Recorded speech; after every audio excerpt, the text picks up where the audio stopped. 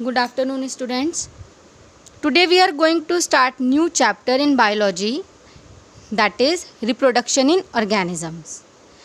Reproduction के chapter में आप लोग पहले भी 7th क्लास में आई थिंक पढ़ चुके हो एंड 8th में भी आपने ह्यूमन रिप्रोडक्शन पढ़ा था।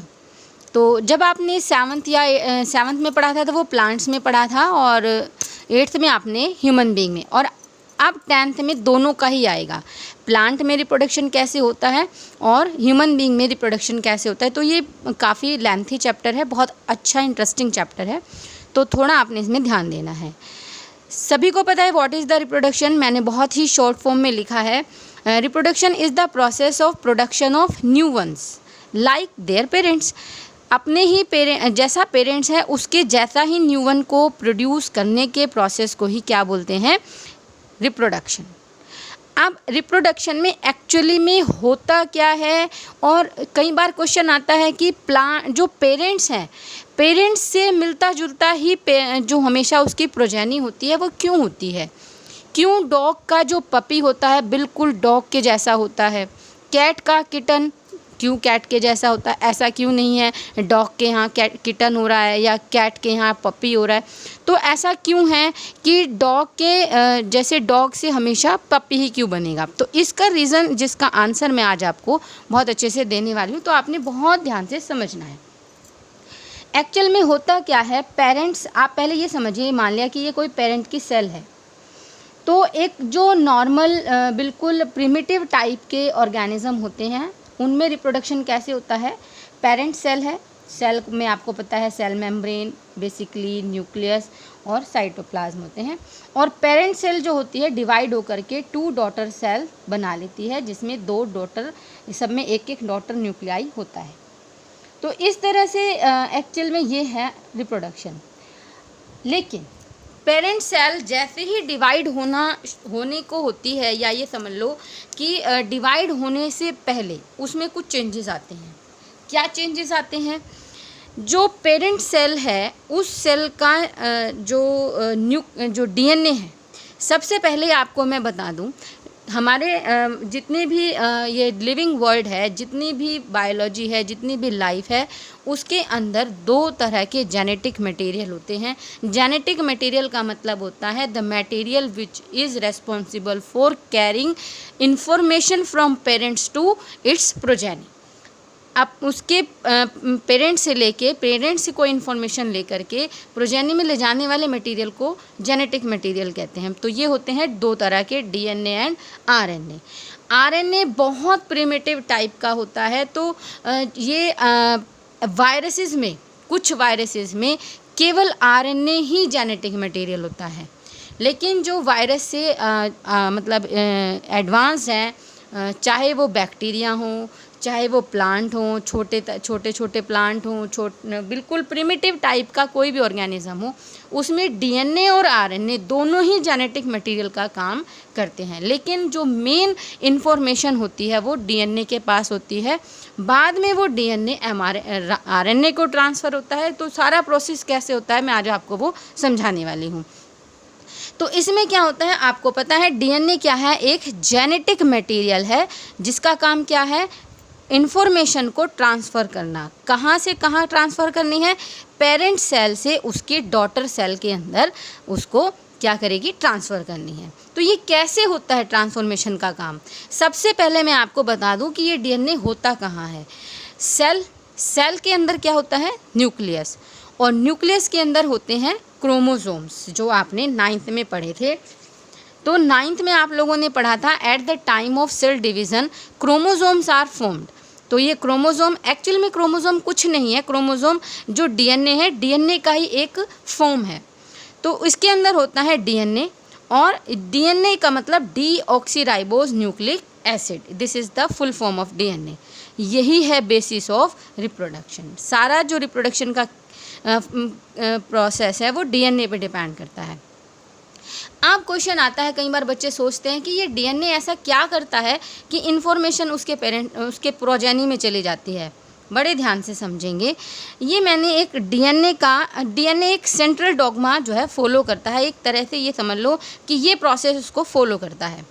अब क्या मैंने आपको बताया, पेरेंटल डीएनए, पेरेंट की जो सेल है तो उसके अंदर जो डीएनए है वो सबसे पहले रेप्लिकेट करेगा। रेप्लिकेशन का मतलब होता है DNA forms 2 copies of its, ये अपनी 2 कॉपी बनाएगा बिल्कुल अपनी जैसी।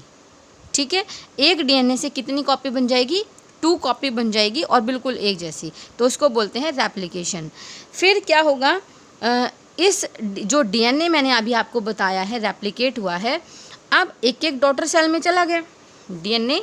यहाँ पर 2 सेल हुआ, एक सेल से 2 डीएनए और न्यूक्लियस में दो न्यूक्लियस बने और चले गए, एक इसमें चला गया एक अब इसमें जाकर के क्या काम करेगा, डीएनए क्या करेगा, ट्रांसक्रिप्शन करेगा। ट्रांसक्रिप्शन का क्या मतलब होता है, ये जो डीएनए है, इस डीएनए से जो भी इन्फॉर्मेशन पेरेंट से आई है वो इन्फॉर्मेशन एमआरएनए बनेगा उससे, और एमआरएनए में वो सारी इन्फॉर्मेशन ट्रांसफ़र हो जाएगी, इसको बोलते हैं ट्रांसक्रिप्शन। अब जो डीएनए में इन्फॉर्मेशन आई थी वो कहाँ चली गई, एमआरएनए में। इसका ये मतलब नहीं है कि अब डीएनए में नहीं बची है, डीएनए में अभी भी बची है, लेकिन ऐसे ही बार बार जब भी कोई प्रोटीन बनानी होगी तो वो एमआरएनए बनाएगा और एमआरएनए आगे क्या करेगा, एमआरएनए में ट्रांसलेशन होगी। अब एमआरएनए क्या करेगा, प्रोटीन सिंथेसाइज करेगा, और यही प्रोटीन क्या है, यही हमारी बॉडी का स्ट्रक्चर मान लो आप, सारा फिजियोलॉजिकल वर्क मान लो,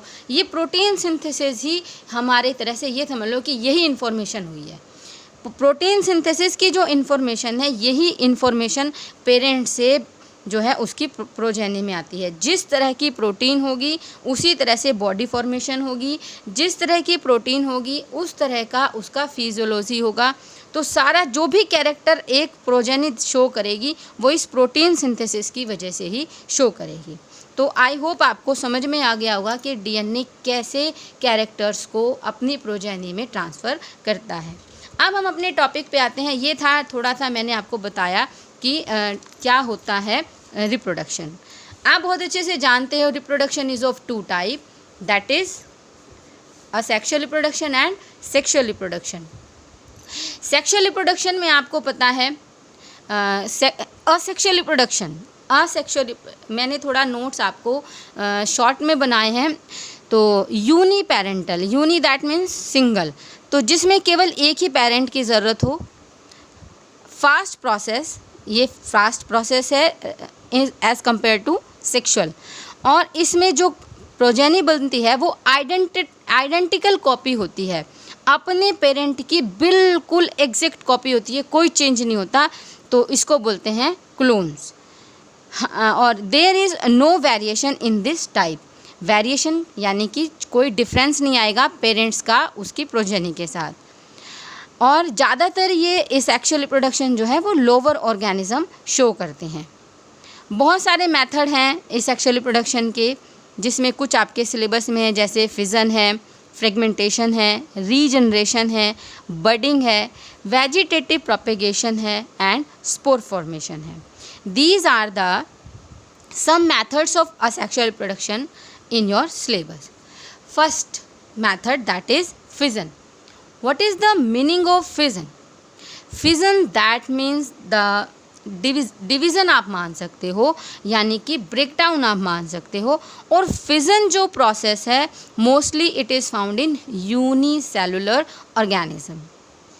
ठीक है, बिल्कुल क्लियर करेंगे, फिजन कहाँ मिलेगा आपको, ओनली इन यूनिसेलुलर ऑर्गेनिज्म। और यहाँ पर फॉर एग्ज़ाम्पल अमीबा है, और जो फिजन है it is of 2 type, that is binary fission and next is multiple fission. दूसरा क्या है, मल्टीपल फिजन। पहला क्या था, बाइनरी फिजन, एंड नेक्स्ट दूसरा है multiple fission. What is the meaning of binary fission? By that means 2, by का मतलब क्या होता है, 2।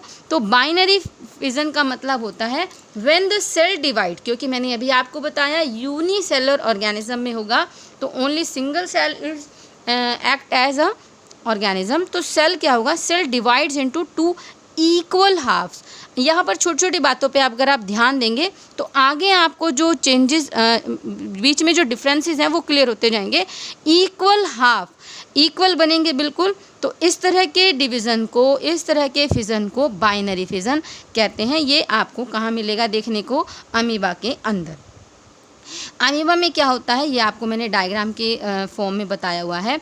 तो अमीबा क्या करता है? अमीबा में थोड़ा सा चेंजेस है। बाइनरी फिज़न अमीबा में भी मिलता है और पैरामीशियम में भी मिलता है। तो नेक्स्ट वीडियो में मैं आपको पैरामीशियम में भी बताऊंगी और इन दोनों के बीच में डिफरेंस भी बताऊंगी। लेकिन अभी आपने सिर्फ बाइनरी फिज़न अमीबा में समझना है। अमीबा जो होता है ये इर्रेगुलर शेप का होता है, इसकी कोई शेप नहीं होती। तो इसी वजह से it can take place in any plane. आप ये किसी भी प्लेन में हो सकता है, क्योंकि इसकी कोई शेप ही नहीं है, तो किसी भी प्लेन में होगा और ये इस तरह से डिवाइड हो जाएगा। और जब भी कोई बाइनरी फिज़न होता है या सेल डिवाइड होती है तो सबसे पहले उसके अंदर उसका न्यूक्लियस डिवाइड होता है, और न्यूक्लियस के डिवाइड होने के प्रोसेस को कैरियोकाइनेसिस बोलते हैं। यहाँ पर आप देखिए, तो पेरेंट सेल में पहले होगा karyokinesis. Karyokinesis that means the division of nucleus. कैरियोन का मतलब होता है न्यूक्लियस। और जब न्यूक्लियस डिवाइड हो जाएगा उसके बाद होगा cytokinesis. Cyto that means cell. अब जब न्यूक्लियाई बन जाएंगे दो तो उसके बाद सेल डिवाइड होगी। यहाँ पर आपने डायग्राम बनाने में भी बहुत ज़्यादा ध्यान रखना है। सबसे पहले जब आप डायग्राम बनाओगे तो यहाँ पर आपको न्यूक्लियस को डिवाइड होते हुए दिखाना है और सेल को डिवाइड ना करना। उसके पहले ही आपने दो डॉटर न्यूक्लियाई को अलग करना है और उसके बाद आपने दो डॉटर सेल को शो करना है। दैट मीन्स कैरियोकाइनेसिस पहले होगी और उसके बाद cytokinesis that means the division of cells या फॉर्मेशन ऑफ टू सेल्स होगी। तो साइटोकाइनेसिस हो गया।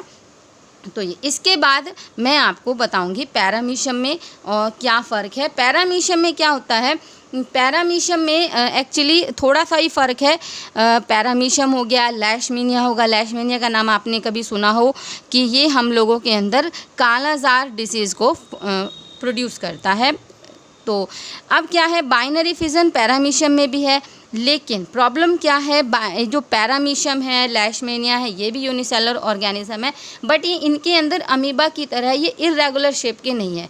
इनकी अपनी फिक्स शेप होती है। तो इनका जो पैटर्न है डिवीज़न का वो अलग होगा, वो डेफिनेट होगा कि उनको किस प्लेन से डिवाइड होकर के दो डॉटर सेल बनानी है। जैसे पैरामीशियम है, पैरामीशियम में लॉन्गिट्यूडनली हमेशा ये डिवाइड होगा। मैंने लिखा भी है डिवाइड लॉन्गिट्यूडनली, जबकि अमीबा के केस में वो किसी भी प्लेन से ट्रांसवर्स, टेढ़ा वेढ़ा, जैसे भी वो चाहे वो उस तरह से किसी भी प्लेन में डिवाइड हो सकता है। बट पैरामीशियम में ये लॉन्गिट्यूडनल ही डिवाइड होगा हमेशा और दो डॉटर सेल बनाएगा।